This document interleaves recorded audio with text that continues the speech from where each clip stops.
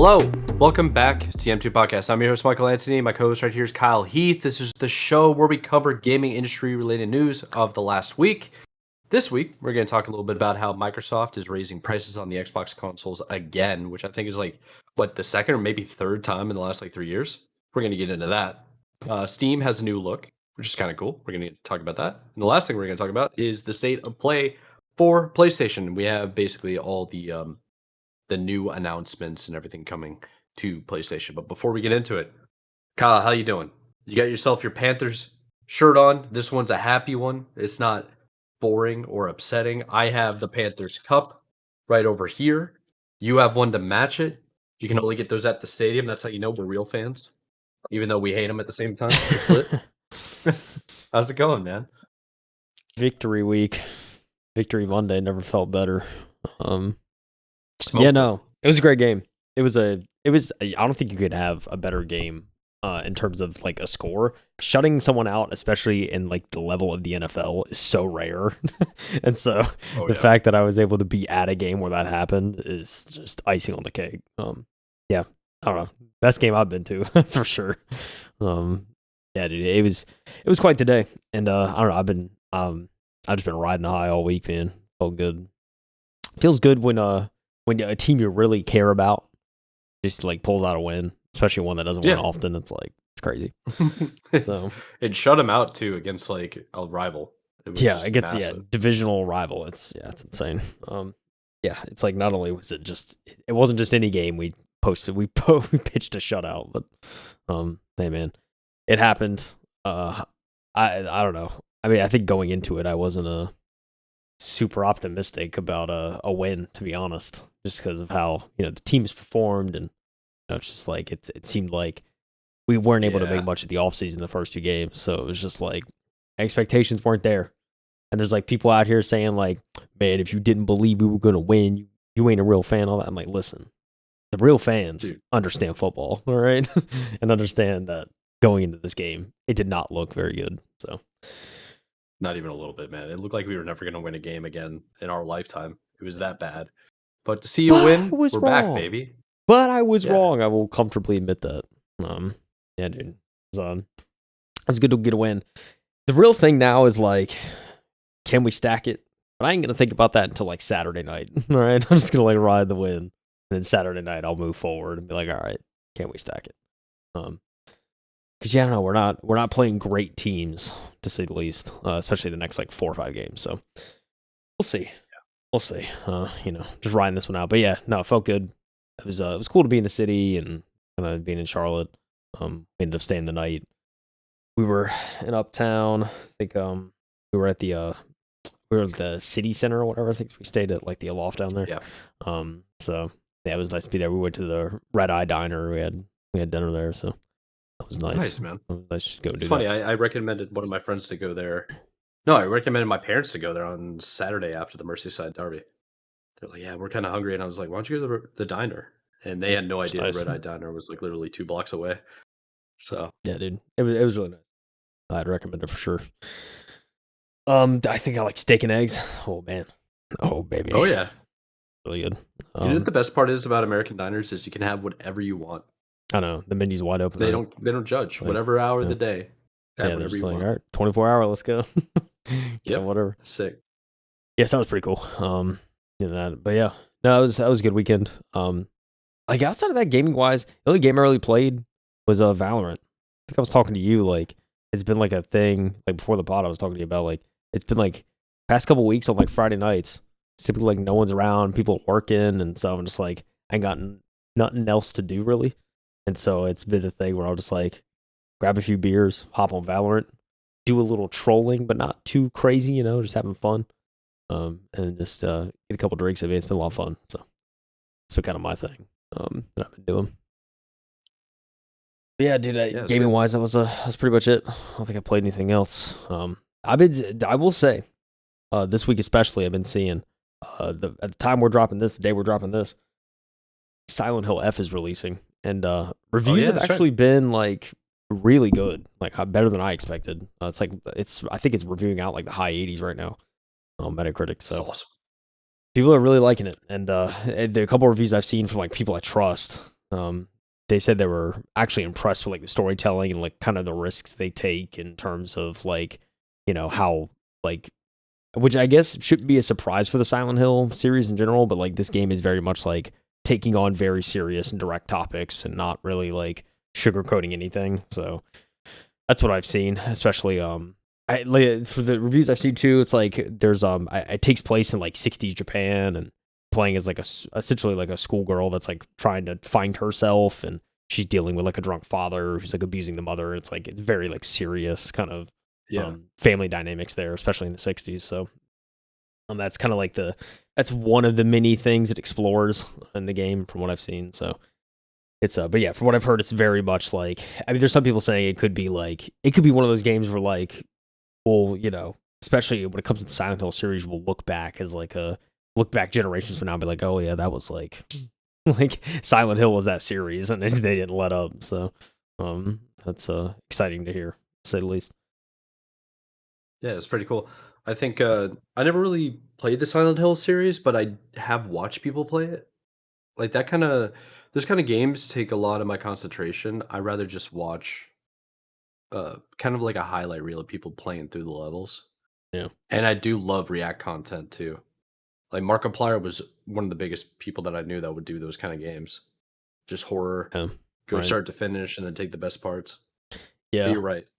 Yeah, it's interesting. I mean, like Silent Hill 2, there's a lot of like serious topics that are explored in that you just don't see much, I think, from a lot of studios nowadays. And it can bring up the whole debate of like, oh, like are people getting soft with the writing? Are they playing it safe? Are they trying not to talk about like serious kind of, or more serious like a mental health related topics, or kind of like trauma, different things around there? It's like a lot of studios aren't taking those risks. So it seems like Silent Hill, at least with Silent Hill F, man, they didn't shy away from that. So I think it's I don't know, it's cool to see people are willing to kind of go there in terms of like exploring those kind of deeper topics and making people think. So sounds exciting, to say the least. But well, I'm excited for you to play a new game like that, because you messaged me about it and you're like, I don't think I'm gonna have any time to do anything else but play this game. Might have to take off work. I don't know, man. Yeah, bank account too. Might have to wait a little bit. Might have to wait a little bit till I purchase. I ain't gonna lie. Yeah, I mean, I'm pretty sure it's $70 price tag. So not that there's anything wrong with $70 price tag. It's just right now I have dental bills and stuff I'm gonna have to cover next month. So I'm not looking forward to that. So yeah, it's not looking great. That was all I had to report gaming wise, Mike. Did you play anything, Mr. Working all the time, man? Well, I did play games. I was sick, unfortunately, but that's right. I'm not anymore. I'm a little congested, which sucks. But might have to mute the mic every now and then. But I won't be sneezing like I was last time. Last time I was struggling. No, in terms of games, I played Rocket League. I got back on that a couple of times. It was nice. Played Mecha Break briefly. That was kind of enjoyable. I got a chance to play Fall Guys with one of my buddies. We were doing like duo squad kind of Fall Guys, which was a lot of fun. And I don't think I got on Halo or any shooters. It was mostly just I have an opportunity to finally catch up on work, so I did. And I told you before, like we got started recording, that I, for the first time in a long time, I didn't have to take my laptop home to work, which was just such a nice feeling. Which means we're getting close, and like some of the deadlines that I had, I was like, oh crap, I have to get like 9 projects done before the 30th, and I was like super overwhelmed. Like a good handful of them have been pushed out. Some of the guys that were on PTO came back, so now we're like at full. Our roster is full active. You know what I mean? No. So I was like, finally, this is good. But outside of that, man, I just been kind of taking it easy, chilling. I've been watching a whole bunch of like evergreen content on YouTube of this guy playing the Island or the Isle, Beast of Bermuda, and there's another one, basically dinosaur simulators. So my whole time has been mostly taken up of consuming video game content and less about actually playing right now. I do still play, and I'm definitely gonna be. I'll be playing tonight for sure, and I'm gonna plan on playing later on. Um, some of the boys are gonna host another Halo 2 LAN, I got invited to it, but unfortunately, it's kind of short notice for me.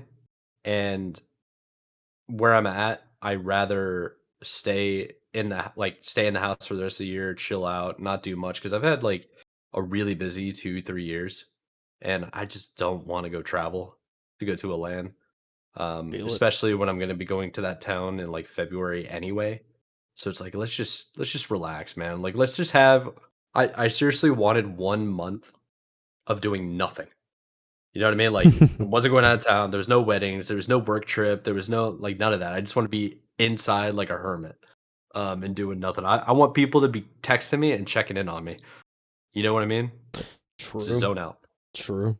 Total zone out. And most importantly, September's the month of where football's fun, and it's on the onset of like NHL coming. So it's It's true, like man. we're almost getting into sports fully before the winter, and True. I'm like, let me just chill out. They call it Red Like no October. What's it bars, no called? restaurants. Yeah, just hang out.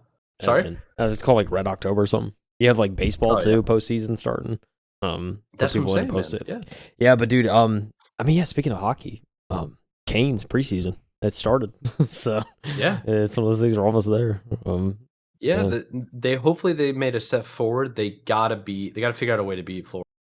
That's the Yeah, only thing. If they can beat seriously, Florida, they're probably gonna make the finals. That team is just so good and so it's stacked. gross. It's gross, Yeah. man.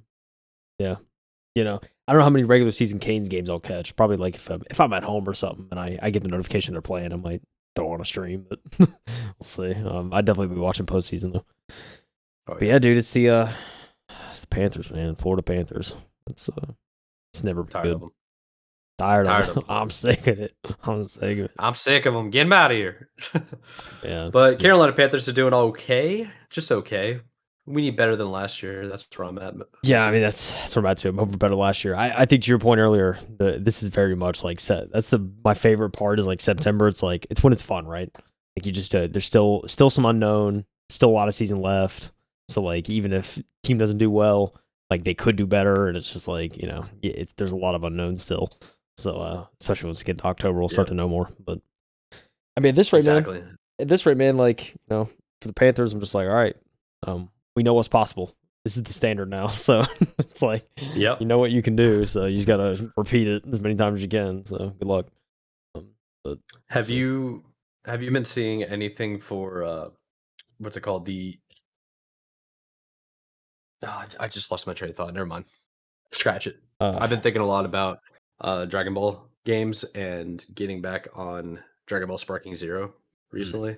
I've been thinking about reaching out to my buddy. We're facing each other in fantasy football, and both of us have profile pictures from the Dragon Ball Z universe, Dragon Ball Super universe, yeah, and he also has Sparking Zero. And these are games that we like grew up playing together.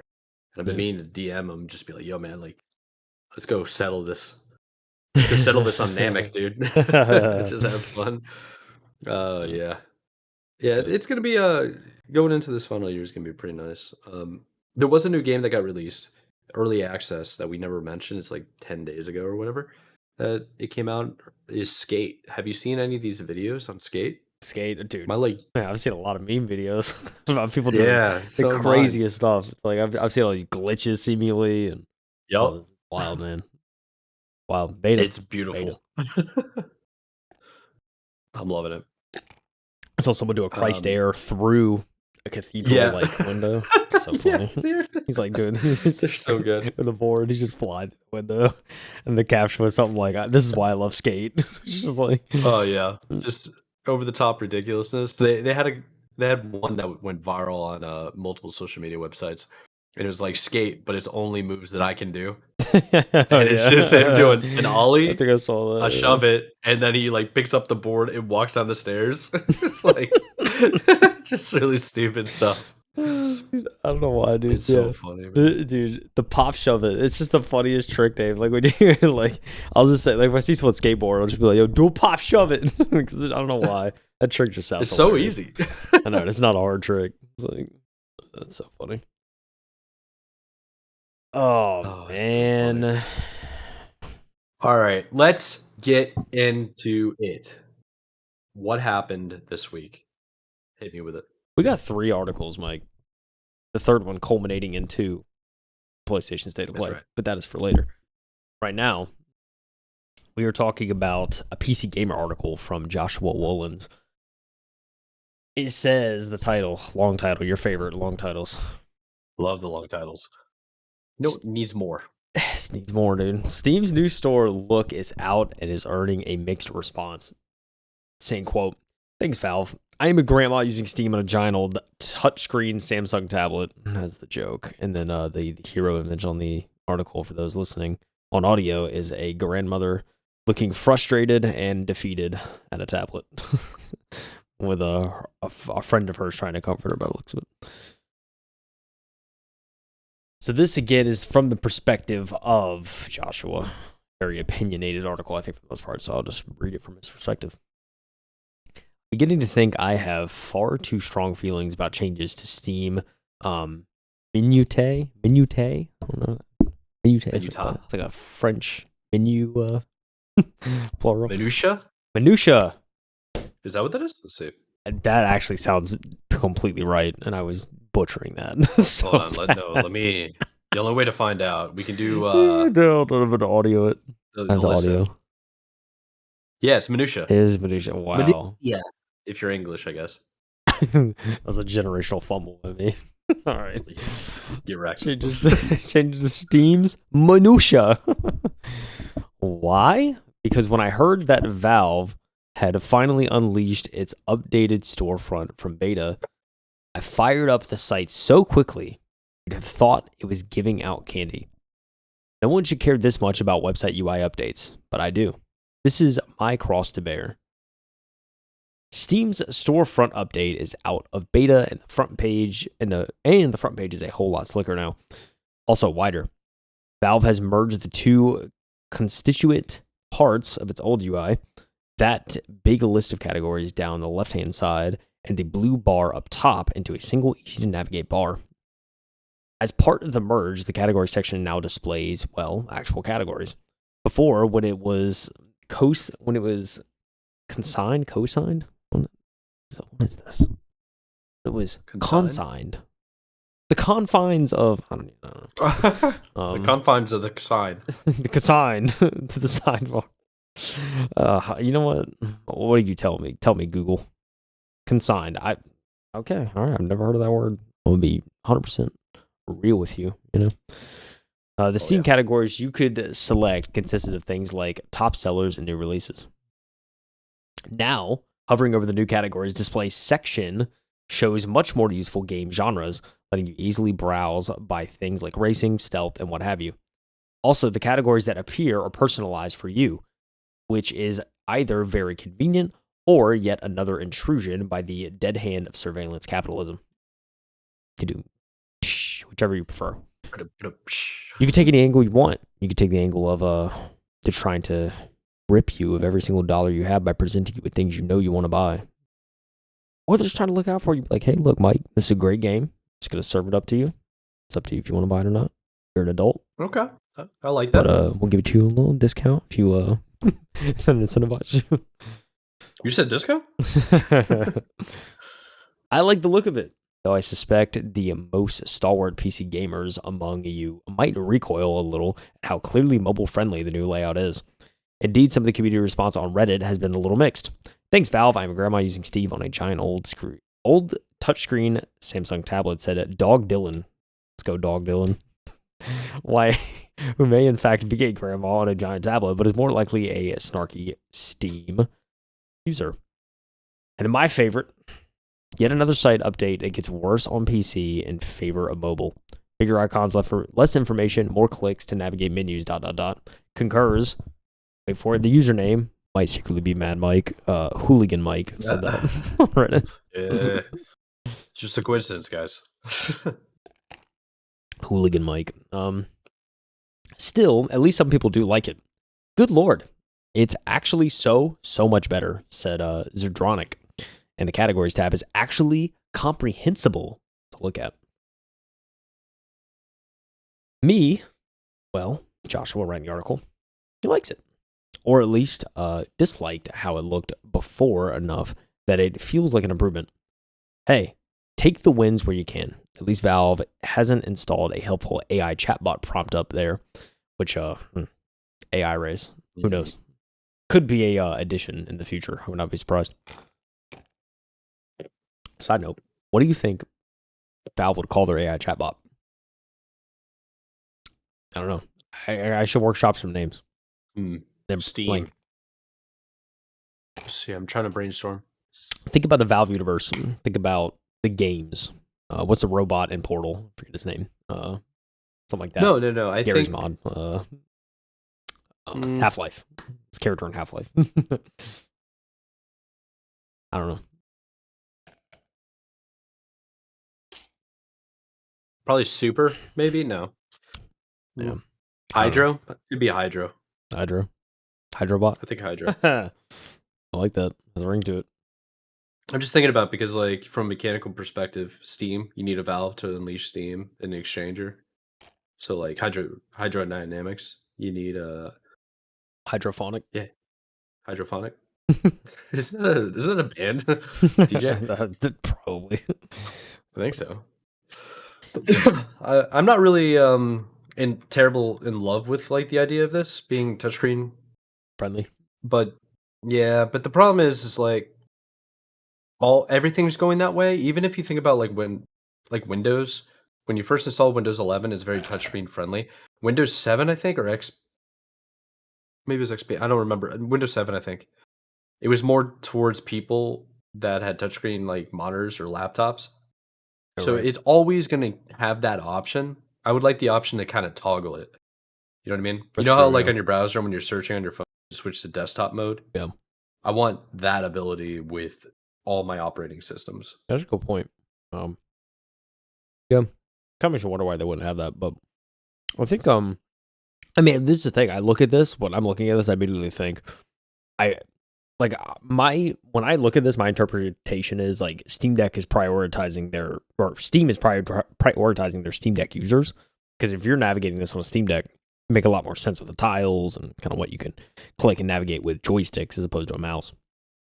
So like that's what I see when I look at this. I'm like, okay, like this looks to me like what I would see on a Steam Deck. Look, I'm navigating on that platform. So I don't know if that was the idea behind this, kind of what they were pushing towards. But it definitely like kind of looks like that to me. I don't think it looks particularly bad. I do agree with your point though. I think this kind of UI takes up so much space on desktop view. When I'm on a desktop, like I would rather want something that makes more sense to a mouse and keyboard. Because like to me, this just doesn't make sense for a mouse and keyboard. But No, it doesn't. I think that's what I'm trying to say is like you should have the ability to go any which way you want. I mean, it's only a matter of time until they start integrating your eyes. Then you can select things with your eyes, have that all set up, or just like speaking. I mean, you can basically do all of that right now, but there is a lot of like convenience and repetition and habits that people have developed, especially like our generation growing up with computers. I've always known a mouse and keyboard. Whereas the younger generation coming up, I hear they can't really even type that well, like on the keyboard because they're so used to touchpad. So they're used to doing like boomer style single fingers or thumbs, yeah. And that's going to be an issue that they're going to have to deal with. But at the same time, Windows has kind of recognized that, and now you can synchronize your phone. I don't know if you can do it with Apple, but you can with Droids. You can synchronize your phone with your Windows, and then you can type and control your phone from your Windows now. it's crazy. So it's like there are options out there, and I like options more than I like being kind of locked in, Constrained, a single. confined. Yeah, that's how I am at least. No, I feel that. I mean, I agree. I think as a user, you should always try and give as many options as you can. So yeah, I think it makes sense. Yeah, that's what I'm saying. Given which platform you're on, you should be able to toggle it. Because I mean, this just screams like, oh, if I'm using a Steam Deck, this UI would make sense. It doesn't make sense when I'm on my mouse and keyboard. I don't think it's the worst thing I've ever seen. I will say that in terms of UI adjustments. No, I don't think Valve there's been some really screwed it bad up. ones, dude. So at least give them that. I think if you like updated the UI and it completely butchered everything and it's like unusable now, yeah, that's a different level of annoyance. Yeah. Yeah. Cool, man. It's true. It's true. You know what Microsoft might be screwing up? Maybe, perhaps. Ooh. Yeah, I wanna get into this one because I wanna know what their reasoning is. I saw them raising prices of the consoles. And remind everybody before we really even get into this, it's not a long article, so let me in let me yap real quick. They said, Mr. Phil Spencer said, what, like 3, 4 years ago, he said that he would never raise the prices on the Xbox consoles because they're already selling them at a loss, and they're not in the business of selling consoles anymore. That was, like, one of the main things he was saying. And what they were in the business of is getting people on the consoles so they the Xbox Game Pass, sell the Xbox Live services, and then the real hardware that they'd actually make money on is the controllers and the peripherals and accessories. It wasn't the console itself. So to see them raising the prices, what I would kind of consider drastic, is a shame. It's definitely gonna be interesting to talk about here. This article is from The Verge and it's by the GOAT, Mr. Tom Warren. So the title of the article is Microsoft is raising prices on Xbox consoles and once again.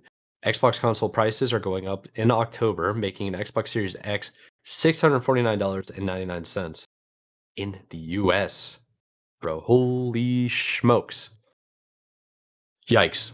All right, so that's going to start October 3rd. It's up from its existing $599 price, aka just 600 bucks. So it's going up 50 bucks. And the Xbox Series S will move to $400, which is up from $380. So Microsoft is blaming the price hikes on changes in the macroeconomic environment, in quotes, which is a lot of words to say tariffs.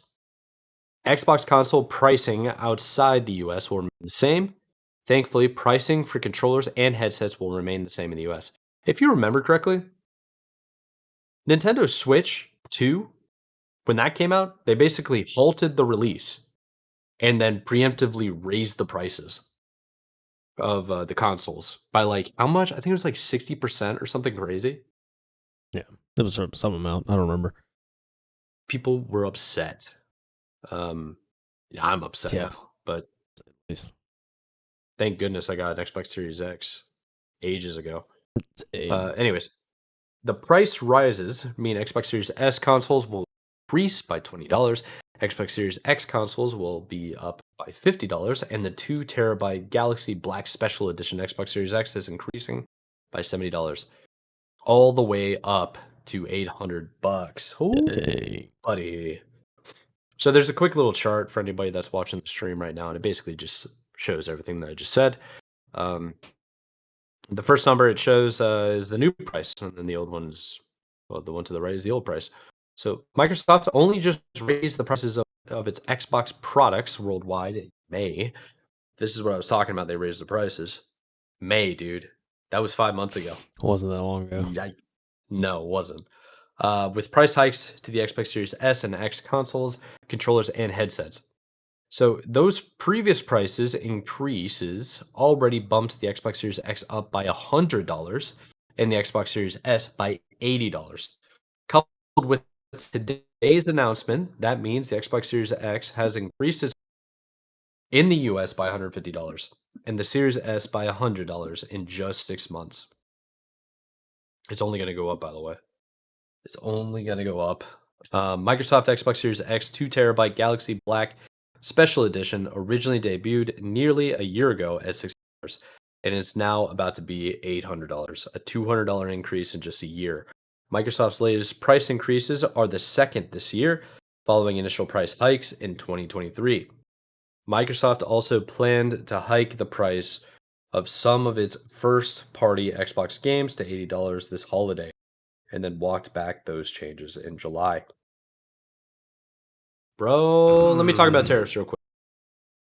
I work in essentially the HVAC industry, and a couple of the guys that I'm pretty close with are sales reps.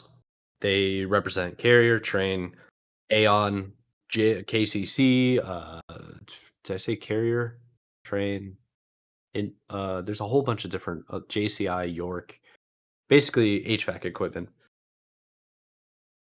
Carrier raises their prices by like 20% within 2 or 3 months.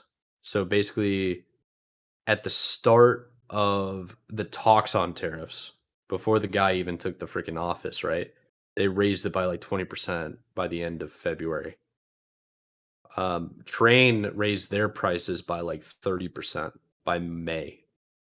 And they continually are getting price adjustments because nobody really knows what they can afford. And I'm in meetings with developers and they have entire category discussions that we have to have on tariffs where their contractors are basically talking about all the different prices. So a lot of people don't think tariffs get passed on to the consumer, but it's quite freaking obvious it does. I see it directly from the sales reps who are basically the ones essentially selling from the factories, uh, like wholesale prices, you know? And if they're pushing it on to the consumers, that tells you everything you need to know about everybody else. Yeah. How do you feel about this, man? You gonna spend 200 extra dollars on a console that cost $200 less last year? Right, that's actually Yeah. insane for that Galaxy console. It's just wild, man. It's like it I think it speaks to the times we live in because I can't remember anything like this ever happening in the games industry. Um, for price hikes this significant this quickly. Like not even price I hikes, let alone like price hikes that are, year over year like this. It's just crazy, I man. can. It literally happened during the pandemic when everything shut down because of the world trade stopped. So nobody was really shipping anything from China Yeah. or Taiwan or wherever the raw materials come from, like Africa or whatever, or Indonesia and South America. So everything that was already built became more valuable. So like cars Yeah. became very, very valuable because they couldn't make them. And they were really struggling with the circuit boards The used and the car chips market with went the silicon. crazy. I remember Exactly. So this has happened pretty recently. This has also happened before, like the 80s, but not to this level. Like this is really quick. Like especially That's and I'm more so speaking to the gaming industry, like an isolated case, yeah, right? Like it's crazy to see something like this. Because typically, especially when like new generations come out, or like when generations get the older the generation was, the less that hardware became, right? Because you think about the 360 and how many different versions of the 360 came out within that oh yeah, generation, you're absolutely right. Yeah, and like it kind of went down in price, right? And you got better performance. It's just not the case now. You're getting the same hardware, just like double price, like, and not double the price, but yeah. like I you're getting the mean same, hardware, just like 20-30% extra. It's insane to me. that that's a good point. So let's kind of break that down then. So the Switch had two versions, right? Yeah, It basically had one with OLED, one without. yeah, Now we're on the Switch 2. Um, the Xbox has two versions, as the Xbox Series S and X, but it launched that way. yeah, And the only upgrades you're actually getting is storage. PlayStation's released like three different versions. It's basically pay more to get more features kind of thing, but yeah. you're It's getting like, the same machine. I mean, yeah, it's like the PS5, and then they had their mid cycle kind of launch for the Yeah. PS5 Pro, and the Pro is like, I mean, yeah, it's better, but especially what they were asking for, it was like what, like 700 or something like that for the PS Yeah. Pro. It's like it, and the performance and the increase you get from the PS5 Pro, at least at launch, didn't seem like it was worthy of the price jump. Um, and maybe that's changed, and obviously with like upcoming releases and stuff, that may be more worth it to get the better console. But it's pretty crazy. I mean, seeing the mid-cycle refreshes and stuff, we've seen that. We saw that in last generation as well. PS4, PS4 Pro, all that. Um, yeah, it's like, I mean, but like going back to like the PS3 era and Xbox 360, it was a clear kind of thing of you had the original console, you had a slim version of the console, and then like even later on Yeah, in the you're right. 360's life cycle, you had the Xbox 360e, which was like it was after the Xbox One came out, and they did the Xbox 360e, and it was modeled after the VCR Xbox One, so it's like it was kind of just maintaining the same design, really. But I'm pretty sure it was cheaper. I can't remember, but Yeah, the older one started becoming cheaper. I think the Xbox was a little bit different. It had same thing with the PlayStation 4. They were slightly different because that was an era when people were really just starting to dial in. We're really starting to dial in how to properly navigate the manufacturing process of the new hardware. And it was at a time where growth in technology was so drastic. where we were on the like we had a BlackBerry 1 year, and then 2 years later we had the iPhone. It's like just skyrocketed. You know what I mean? Yeah. Yeah. So I think that's a little bit more nuanced. I didn't really think about it now until you said that. There hasn't been more iterations of the Xbox Series X. It's mostly cosmetics and storage. Yeah, And it's the same thing with the PlayStation. Yeah, like I think the Xbox, we haven't gotten a mid-cycle refresh.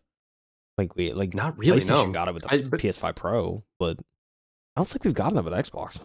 Like it's just no, but something. I think that goes into what I was saying earlier about how the whole scenario with Phil Spencer and Xbox, they don't care. They don't. Discord is over here spiking. By the way, I don't know if my voice is cutting out. Yeah. Discord. Well, yeah, acting up. Make it work. There's Discord. We're not talking trash about you, just Xbox. I think the fact that Phil Spencer and Xbox has essentially said, we have no intentions on raising the prices because we never made money off of the consoles to begin with, and they said that 2-3 years ago, and now they're raising prices. That should kind of tell you how bad the situation's becoming. Yeah, not only is it bad, you know. I mean, you could also take kind of like the more cynical approach of like, it's not Phil Spencer that's making those decisions. It's probably, look at the Microsoft CEO. It's, I mean, I'm sure he's probably the one pushing for that, especially on that. But I mean, then again, it's probably twofold, right? Like, I don't think it's all because of the CEO. The CEOs, they're probably all collectively meeting and saying, "Oh yeah, like this is horrible and these tariffs are bad, so we're gonna have to do this if we want to like not lose, hundreds of millions of dollars or whatever it would be, right?" So exactly, yeah. But yeah, dude, it's pretty bad, but like it also goes back to the point of like, why would you do a mid-cycle refresh when you have the Xbox handheld coming out later this year? You're kind of dipping into the handheld market, but also you're having to adjust the prices on the base consoles to this extent. It's like it gets harder to justify making a mid-cycle refresh in a more expensive console than this. So it doesn't help their case at all. So it's just it's a lot of just kind of a lose-lose situation for Xbox. There's really like not much they can do except just kind of eat it. It's like, all right, we have to do this, and we're probably not gonna sell as many consoles, but here we are. Like I didn't read a lot of these takes. I saw some people on Twitter saying it wasn't a tariff thing, which I don't know. I find hard to believe. It's like I feel like it's correlated. Dude. But it's absolutely a tariff thing. They started it off by saying they raised the rates in the United States, but nowhere else. They said the same exact thing with the Switch. Here we are. It's just, I don't know. I see it more directly than most average people. Yeah. And we're doing meetings, building $60 million properties, and they're over here worried about the tariffs. Like that. Come on, man. Let's talk about that. Like, are you trying to tell me what these meetings I'm stuck in for hours are like? Is this fun? Yeah, I don't know, man. I'm trying not to be a Debbie Downer with it, but it's just one of those situations where it seems obvious to me, and I don't understand why people would argue it. I mean, it's hard not to be down on this, right? It's like you're seeing the thing that I love, man. It's getting affected, It starts to affect other industries. It's like, oh yeah, it's like you think it's bad here. Mike knows how bad it is. It's like, yeah. It's killing me, man. $800, man. Killing me. $800 for the Xbox. That's Series a lot of money, dude. Xbox Series X digital is $600. Oh, digital edition, the sad. Just digital $600 raised $50, and that's just the US. That's the sad, like, man. Yeah, I thought it was the funniest thing ever when Xbox was like, I think it was like the Xbox. It may have been the Series S, but it was like the Xbox S all digital, and it was literally like Xbox SAD. It's the acronym, and then they after a while they just stopped selling it. so awesome. The Xbox SAD. Yeah, that's hilarious. All right, bro. How about you close us out the next 20 and a half minutes and talk to us about the state of play? What happened? What was everything announced? How's it going? Oh, buddy. Is PlayStation raising their prices? That's what I want to know. They announced the PlayStation 5 Pro is $1,000. No. Just kidding. We're going to go bottom up. I pulled this article from IGN. It's called The State of Play, September 2025. Everything announced. It happened at the time of recording this on Wednesday, the 24th, when this happened. I honestly, the State of Play going into it, I wasn't expecting a whole lot because like State of Plays, typically it's like they may have a banger announcement, but oftentimes it's kind of like the smaller, lower level IPs that are just kind of like getting their games out there, announcing stuff for the spring, fall. So I wasn't expecting too much from it. But there's some good ones in here. Good ones. So I'm gonna go bottom up in the article. Top one of the article is the last thing they revealed. So we'll get there. I thought this was interesting though, Mike, because they talk about this. Talked about this kind of halfway through the presentation. But PlayStation announced wireless speakers. Sony specifically, they announced some wireless speakers called the Pulse Elevate. And they are designed for use with PS5 or a desktop PC gaming setup. Don't let that deter you, though, as they also can work with PlayStation Portal or even your smartphone if you choose.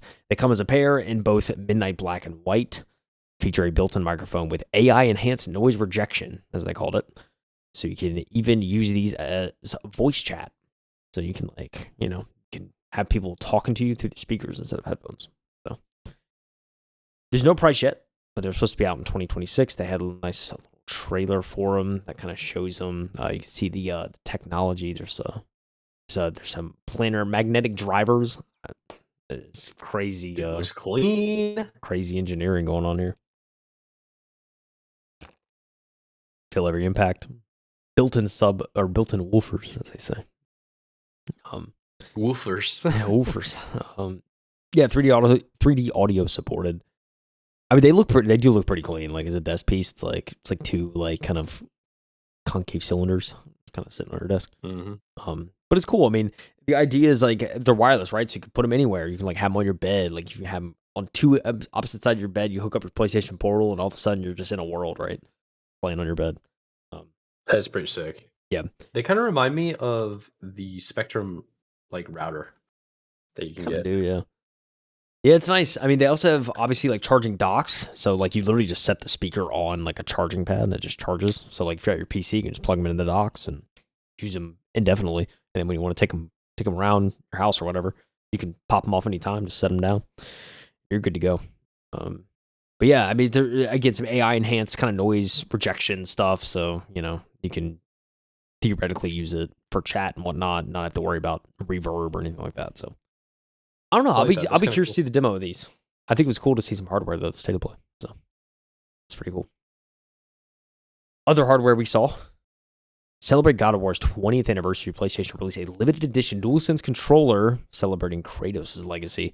So it's kind of cool. It's got the red streak on the right side. So it's all white with the red streak. Oh man, I love that. They showed a reveal of it too. In the reveal too, it kind of like it's like in stone. It's being like battered out. You kind of as a stone breaks, you see the red streak, and then before you know it, you see the whole controller. Like it was so funny when I saw the red streak. I immediately was like, "Oh my god, God of War!" And then sure enough, like 10 seconds later, you're like, "Oh, God of War controller." It's such a legendary symbol. Yeah, it's pretty cool though, man. It's got the red accents on the buttons, so like the square, triangle, circle, X are red. The D-pad arrows are red. Cool to see that, and then everything else is white. So it's pretty dope. The controller was available for $85. Pre-orders begin October 3rd at 10 a.m. local time. So it's pretty cool. See that? That's like the only hardware they showed.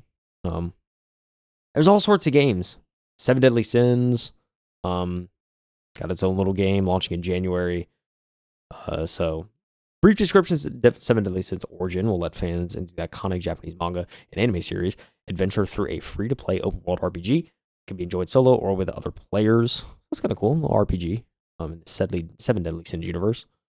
That's an anime I do want to see. I heard it's really good. So whenever I do get around to like wanting to watch anime again, it's on the list. It's on the list, Mike. I need to get into anime. It's a great I've story. been stuck watching nothing but Dragon Ball. It's great stories. Great stories. Last Epoch. Ouroboros is an exciting new expansion that will launch alongside the base game on PS5 for the first time. I mean, platformer combat, isometric. One more cast for cool effects. Yeah, my buddy's been playing a little bit more of these like top down. What are they called? Isometric views. Yeah, isometric. And man, like I'm starting to get into them now because I've always the longest time this is boomer brain, right? Everybody used to have the isometrics. It's like similar to a board game. So when video games first came out, they were 3D, like in the N64, and you had first person, third person. That became the thing, and it's probably one of the main reasons why it's worse. Played a couple of these top-down ones most recently, and they are phenomenal. Like a lot of them are really good, and I feel like I've been prejudiced again. Wait, no, what am I trying to say? I've been against. I think that's the right word. Their style, yeah. And I'm like, I feel like an idiot because it's like there's so many good games out there. I've just been ruling out. I feel that. I feel that. I'll be honest. Yeah, I mean, I was kind of the same way in isometric stuff. I played Baldur's Gate 3. That's like an isometric kind of RPG. I feel like it's like I don't know. There's something about that, like, but like when you're in dialogue, it like goes to that kind of third person, standard RPG kind of dialogue. I don't know. It's I think in terms of RPGs, it's obviously a classic. Like a lot of CRPGs, the older ones. Like you're thinking of like your Fallouts, your original Baldur's Gates, and your Diablos and all that, right? Like that was all that isometric style. So it's iconic because it's, a lot of games. I think to your point, like kind of the board game style, right? You're kind of thinking of that sort of perspective. So yeah, there's certainly a large fan base, I'd say, for that kind of stuff. It is, man. Dynasty Warriors 3 Complete Edition Remastered brings PS2 Classic to PS5. There's a couple of these where like we're getting remasters, and we'll get to. I think there's one other one that they announced. It's cool to see kind of. Dynasty Warriors 3 was released on PS2 in 2001, and on March 19, 2026, that will live again on PS5 in Dynasty Warriors 3 Complete Edition Remastered. This time around, it will have improved graphics, content from the Extreme Legends expansion, regened gameplay mechanics, and UI, and more. So it looks like, total remaster with this one. So hey, Dynasty Warrior fans, get a little blast from the past. So that's exciting. Looks really good. I think it's supposed to be one too. Yeah, it's really good. Looking good. This was Let It Die Inferno. It's so funny. Like they probably, I don't think they showed in this, but like you saw like the people, like they bring the developers out to talk about the game beforehand. And, like one of the developers was wearing like the skull mask with the sunglasses, and it was just like it's just so funny. But yeah, it was kind of, he's like playing this character. Take a trip in the deepest, darkest depths of hell and Let It Die Inferno, a survival action roguelite that stars an immortal explorer called a Raider who needs to uncover the ultra energy within the Hellgate. There will be a PvEBP, or PvPvE, as some people say, mode within the Hellgate, and you can also put your survival skills to the ultimate test in competitive matches against other players. What you know about PvPvE, Mike? What you know about these games? I mean, not much actually, but I will say the opening trailer to the guy's sunglasses where they look like Hypnotoad. Yeah, phenomenal idea for glasses, shades. Very, very cool. Yeah, gameplay was crazy, monster crazy. But yeah, exciting stuff. On its way to PS5 before the end of this year. Exciting stuff. I like it. Halloween, the video game, got some gameplay reveal. You ever watch the Halloween movies? I don't think you have you? I think I saw the original one like years ago. But I never saw. As long as you see one of them, because I know you're over here lacking on your movie game, which always gets me sad. Yeah, there was a time, especially with horror movies, I was like, I gotta watch some of the classics. So I watched like Halloween. And, I think I want to say I saw Friday the 13th. But a lot of those older ones. But yeah, Halloween stealth horror game based on the 1978 movie of the same name was given the gameplay trailer and release date of September 8th, 2026. Oh, that's a year from now. Quite a ways away. But yeah, it's a Halloween game. It's cool to see. It looks insane. Can't lie. It's pretty crazy. It looks pretty sick. Yeah, we'll see. Oh, here we go. I was mentioning remasters. Here's the other remaster that was revealed. Deus Ex remastered. It's out early next year. February 5th. Yeah, it's quite the interesting remaster too. An update to one of the most beloved games of all time will be released on PS5 on February 5th, 2026. Deus Ex Remastered. So yeah, definitely a graphical overhaul. Kind of similar style. That didn't really. It looks like the actual gameplay itself doesn't seem to be altered too much. It's kind of just like fresh coat of paint, maybe up the engine. That'll be about it. But cool to see that getting remastered. Do you think the new generation of hardware makes it easier for them to do these remakes? Because everybody, like Nintendo's doing remakes, Sony's doing all these remakes. Xbox is kind of just doing their like arcade style remakes. But I don't know. It just seems like there's so many remakes coming out. I mean, yeah, I think the more powerful hardware you have to work with, obviously makes it kind of the options and opportunities are endless, right? So, yeah, I think it's definitely new hardware probably influences that. But also, it's like, you could also make the take of like with all these remasters, and remakes, and all that we've seen, companies are less willing to take risks. So they're like, all right, let's just remake what we know works, and it's I mean that's part of it probably. But I don't know. There's certainly a lot of remakes, remasters. It's not going to stop anytime soon. Especially when we look at like something like Silent Hill IP, right? Silent Hill 2 remaster did so well, rightfully so. They're remaking the first one, so it's kind of like, probably see a lot of those get remade. Which I'm not complaining, man. It's one of my favorite series, so I'll take it. Especially the first game. I played the original first game, so it's gonna be interesting to like play the remake. So forward to that. Anyways, I digress. I love Mega Man so much too. Sonic Racing Crossroads. Mega Man official announcement trailer. Mega Man. I mean, come on, Mike. Sonic Crossroads, man. Got some iconic characters coming to this thing.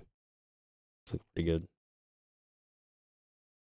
When are we ever going to, like, I think I asked this last time, just I'm patiently waiting for a new Mega Man game.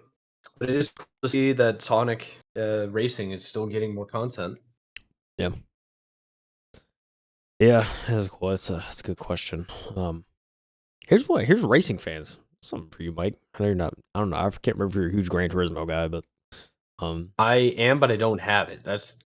So I'm like a huge fan of it, but I'm not an active fan of it because I don't watch any. Like I don't play it.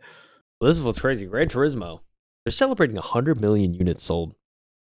Gran Turismo 7. Gran Turismo 7 is getting a new update, the official Spec 3 update. Alongside celebrating their series racing past 100 million units, Gran Turismo 7 players will be able to look forward to a Spec 3 update this December. It's the biggest update for the game yet, and includes 2 new F1 race circuits, 8 new vehicles, circuit experience, data logger feature, and more. It's kind of cool to see that. Yeah, they came on and he was announcing, it's like we sold so many units and we're getting crazy stuff. We're getting new tracks. The game looks like real life, so have fun. So yeah, that's great.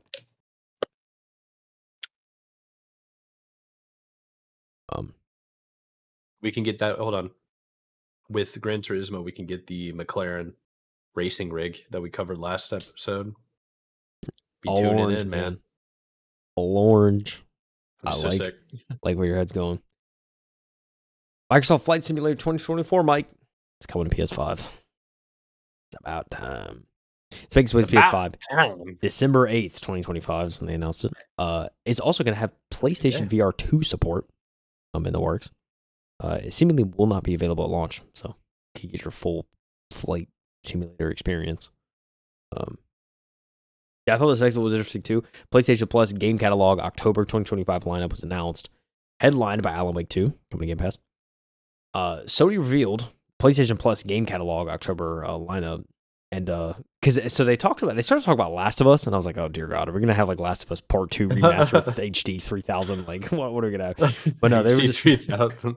They were just saying Last of Us Part 2 and its remastered version will be joining the catalog this month as well. So it's actually kind of cool. So if you're part of that catalog, you haven't played those games.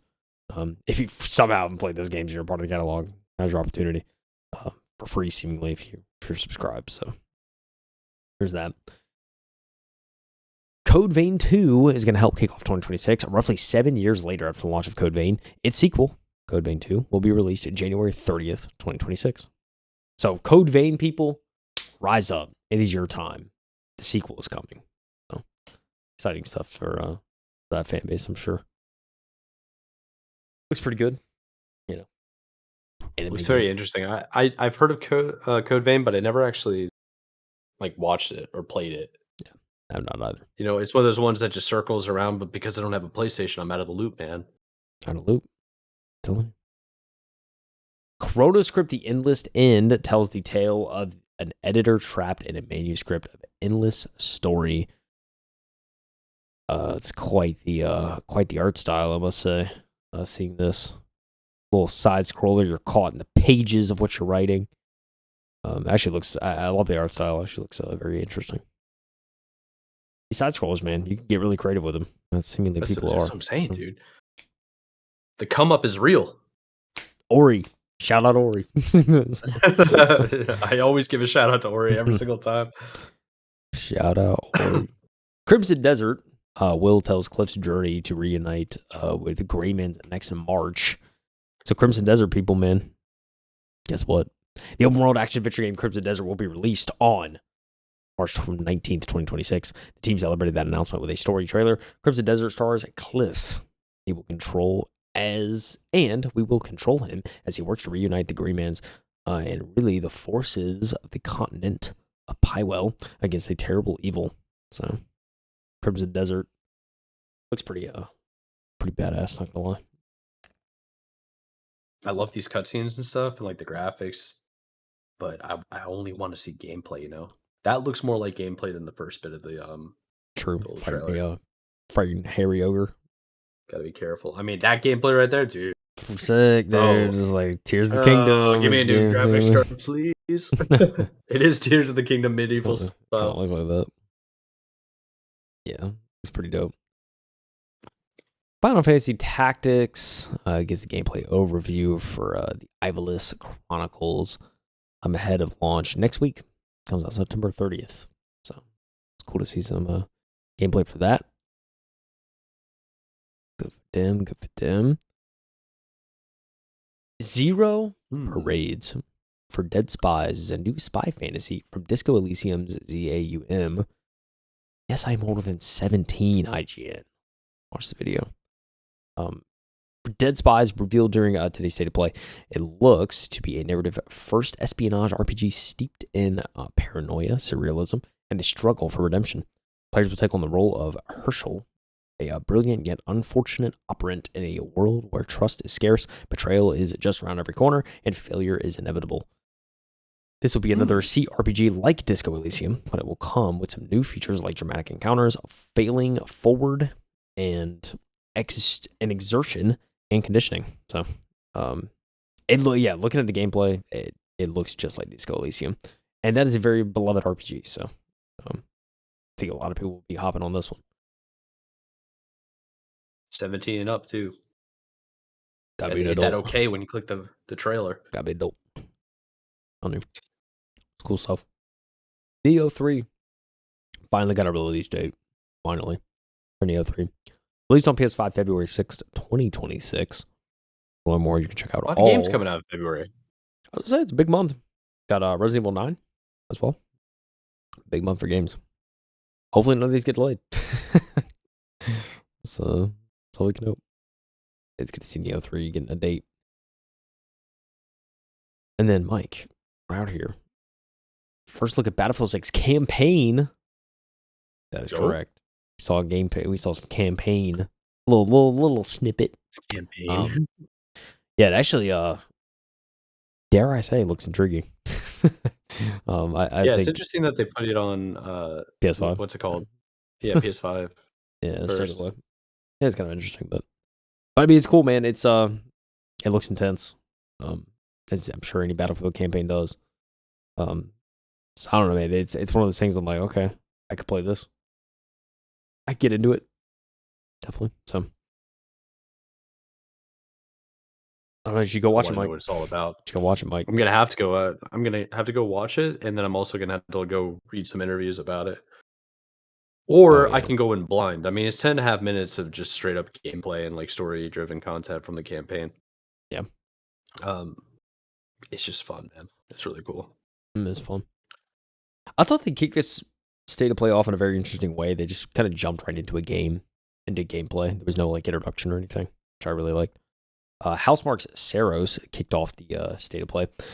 And we were treated to not only an extended first look at gameplay on the follow-up to Returnal, also a release date of March 20th, 2026.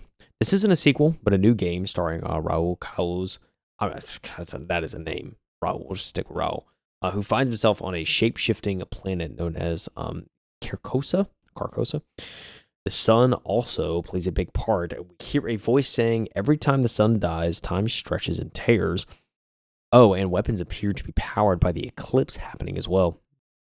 Ooh. We got to not only see the impressive tech and particles on display, but also a few abilities Devraj will get to utilize, including the Soltari Shield, definitive sword projectiles, and Second Chance, revive on first death. There will be plenty of holologs to find around Carcosa, and they will reveal more of the planet's past. Final shot of the demo was of a massive boss, but it cut away before we got to see Devraj fight them. Yeah, it was 5 minutes. I mean, it was a long extended one, but the world looks sick. It reminded me of Dune. It's kind of like that gray, I was not gray, but like that reddish tint, desert. It looks like hell. Yeah, it kind of does. Yeah, it was cool to see the UI. Like the mini map looks interesting. Oh, Mike. The mini map looks kind of interesting in the bottom right. Seeing that how that works and all that. And yeah, the combat looks very much Returnal like. I will say that. So it's no surprise. That is kind of in that vein. Yeah, I was thinking the same thing once I saw it. I was like, this looks oddly familiar. And it just looks like a good old-fashioned fun shooter. You know what I mean? Totally does. I just want to be sprinting full speed and destroy everyone and everything in my path. Like, feel kind of like a slasher, Yeah, for sure. Yeah, dude, like seeing the shield and the revive and all that, seeing the world. You get like, glimpses of the story cool too, and it's like, oh, I'm coming to save you, and like you get a lot of that. So it's cool to see that in this trailer. And at the end, you see some crazy boss with 6 arms, and you're like, oh, I'm gonna fight this thing, and there's like weird kind of like rocks it's manipulating. It's gonna like flame me, and then all of a sudden it just cuts. So it'd be interesting to see what kind of bosses you fight in this. But Saros, man, okay, I like it. This could be a bop. I could see people really hyping this up. Looks fun. Could be. You want to know what was one more thing in the state of play, Mike? One more thing. Ain't no way. Ladies and gentlemen. Ain't no way. Insomniac. You got the goat? Finally hear Insomniac. We've been wondering what they've been cooking. This low-key did leak a while ago, so very unfortunate because it would have been crazy if it was like, oh, no. The big finale of today's state of play was Marvel's Wolverine. We not only got an extended look at very violent gameplay, and yeah, very violent, all caps is right, filled with blood and people being ripped apart, but we also got a fall 2026 release window. The confirmation that Liam McIntyre will be playing Logan. The gameplay footage showed Logan both in and out of a very classic-looking suit, riding a motorcycle, traveling to different locations, encountering Mystique Omega Red, and a Sentinel, and much more. To see some of those classic X-Men kind of villains. While we may have to wait a bit for the game to be out in the wild, Insomniac did confirm we will see the game again in a big way in spring of 2026. That's what they teased out. This thing, Mike, watching the gameplay, yeah, they mentioned that they didn't want to shy away from the gritty, gross, like comic gore and violence that you got from the comics and whatnot, like just how visceral it was. Tell you, man, from what I've seen, they went all out. I like every second of it. Yeah, it looks great. I mean, you see like the claws going through chins and faces, and just it's complete blood and guts, man. It's just it looks. I love it. It looks every super bit gory. It's every bit I think of what people want from the Wolverine universe. Outside of like the movies, right? It's like you can go all out in a video game, and they certainly did. I think it's Mortal Kombat levels. You know what I'm saying? Mortal Kombat levels of blood. So. Yeah, it's gonna be one of those games that's just completely over the top, gory blood, and I'm here for it because I've been saying for ages that we need more of that in certain games. And I love Wolverine, like the character. He's a complex character, a lot to him, and I'm interested to see how this plays out. Yeah, I mean, it seems like Insomniac, they really know what they're doing with this, because I also mentioned too, they mentioned in the trailer kind of how complex Wolverine is as a character, and it's like he like also has like trouble with his memory, and like he just like there's a whole like thing like he could be like super nice and understanding and caring in 1 second, and the next second he's ripping someone's face off. So it's like there's a dichotomy I think they're going to play with in this game. For sure, which is exciting. So they got to show him being like a complete psychopath. Yeah. That's what he is. He's out of his damn mind, dude. He has claws. He's coming out ruthless. Yeah. But yeah, no, I mean, I was totally impressed with gameplay and kind of what they showed, or at least the trailer, I should say. And yeah, I'm excited to see more. And again, we're gonna hear more spring of 2026. So I'm gonna be looking forward to that for sure.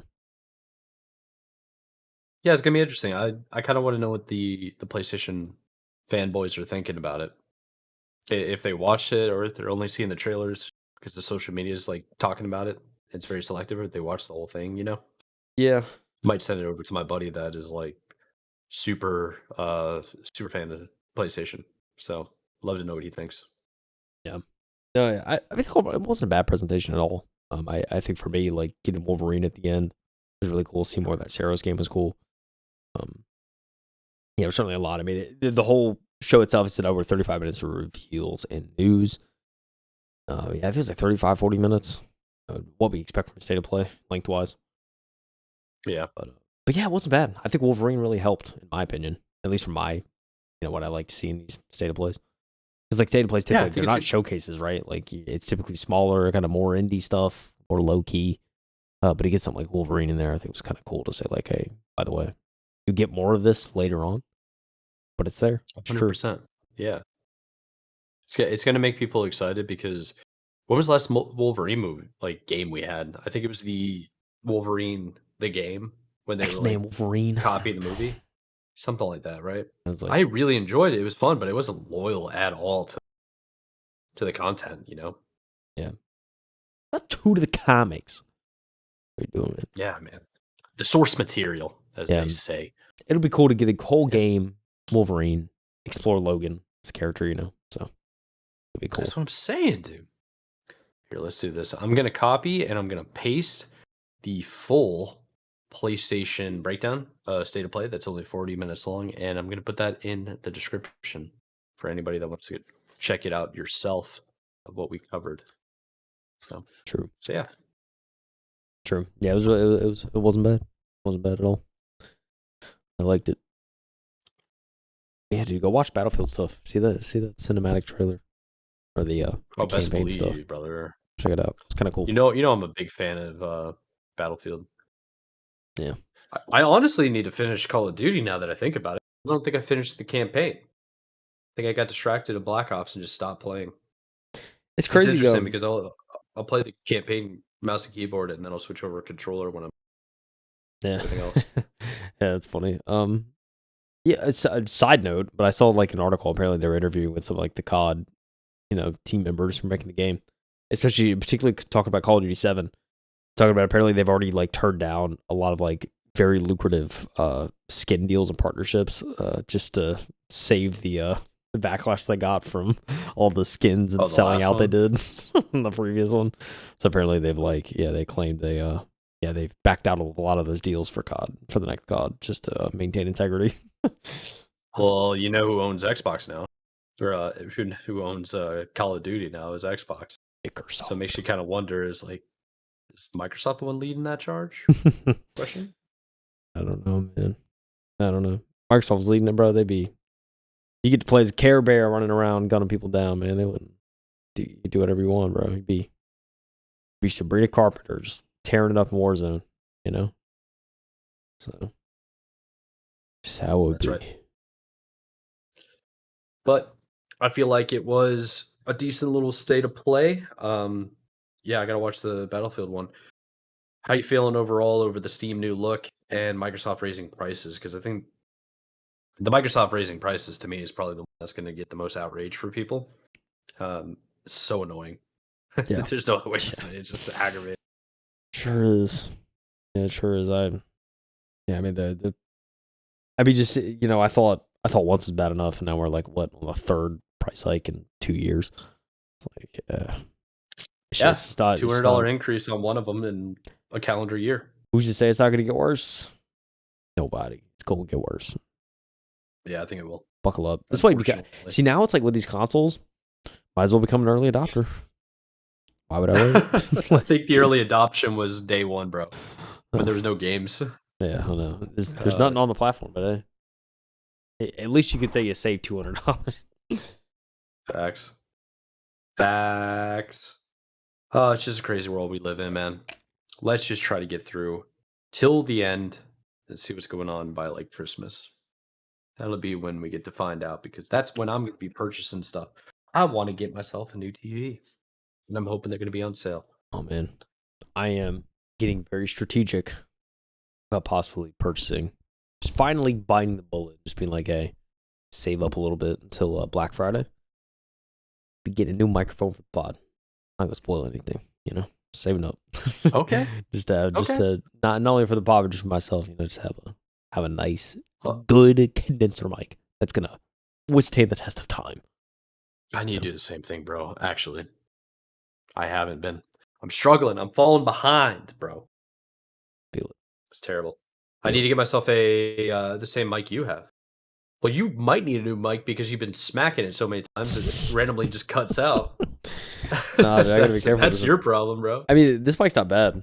Definitely got the job done, but like, I have greater aspirations. I'm looking at things I've been wanting for.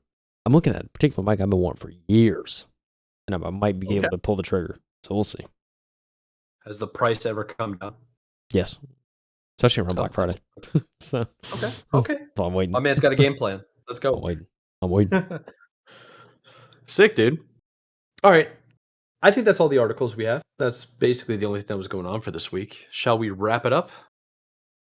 Let's take a fork in it. It's done, bro. All right, let's wrap it up then. So, without further ado, we have links in the description below and timestamp. Keep it kind of class. And yeah, so just to recap, we talked about Steam's new outlook, Microsoft Xbox increases, and state of play for Sony. If you guys like the state of play and you're a PlayStation fan, tell us why. We do have links in the description for everything, like I just said, timestamps, social media, whatever you want. But without further ado, let's wrap it up. This has been the M2 Podcast. I'm Mike Lanty. That's Kyle Heath, and we'll catch you next week.